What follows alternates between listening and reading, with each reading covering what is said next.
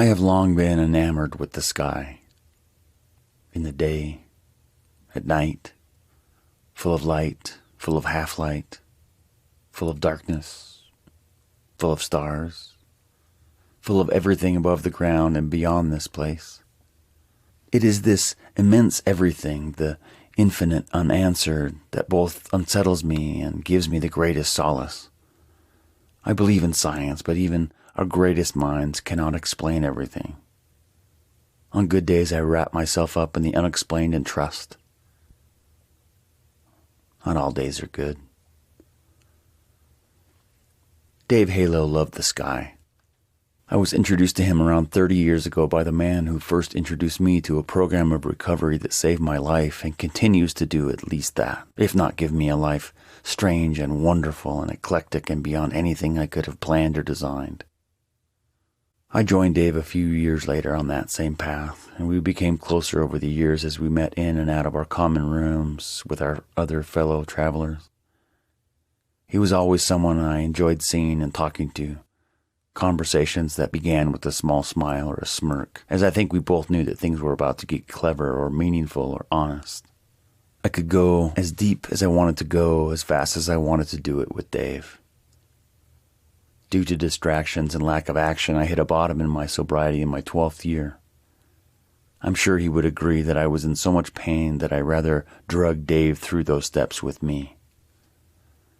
After making and sharing yet another inventory and beginnings on yet another round of identifying and letting go of my defects of character, I set out on what I called the Love Warrior Tour, based on an album by Tuck and Patty of a similar name.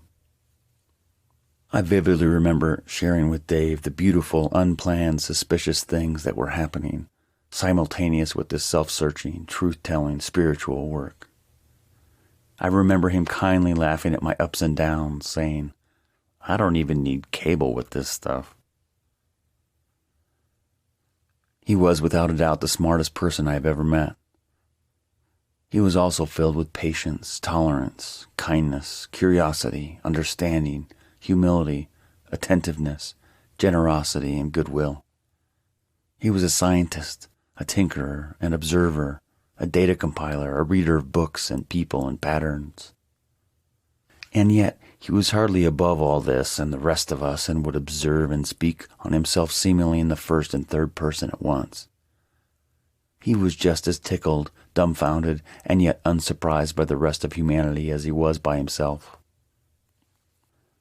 I almost never ended a conversation with Dave feeling both better and worse than I did when I started. On one hand, I felt heard and understood, and that Dave had absorbed the information, and that it had made him stronger, editing and or creating rows in his database of human interactions and experience. On the other hand, in the process, he had called up and relayed some information from that same database, some study or factoid or analogy or quote or distillation of previous interactions that was helpful, but humbling in its depth, and oftentimes way beyond me. He was the earthly embodiment of a Spock-like hippie Renaissance man. Somehow he seemed to have both feet firmly on the ground and yet never touch it at all. And I can hear some murmur of his self-deprecation at these words. He seemed to react quietly, calmly, and logically to all people and in all situations. I cannot recall Dave ever speaking ill of anyone.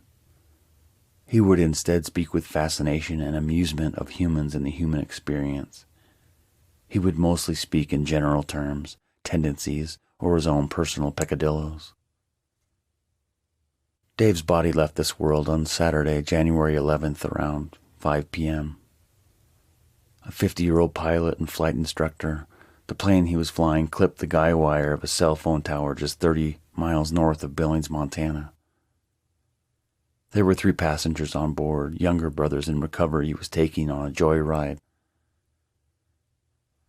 As tragic and unexplainable as it was, they were not alone. It has never been clearer to me that great people never really die. Great people are so defined by their perspective, their thoughts, their decisions, their words, and their actions, filtered through goodness and humility, and the sharing of these gifts with those around them. And whereas their physical bodies may leave this place, these spiritual remnants remain. These gifts are embedded in the rest of us like welcome, splendid splinters that we want never to remove. It takes a village to raise a child may be an African proverb, but it is a universal truth, especially in recovery. My sobriety is the product of every meeting, every prayer, every cup of coffee, every word of every person who shared, every person who identified as an alcoholic, every step I worked, every washed cup, every second of fellowship, every phone call I ever made, every call made to me, every time I told on myself, every second that was given to me by someone who gave the same to them, every step I took into the unknown ad infinitum.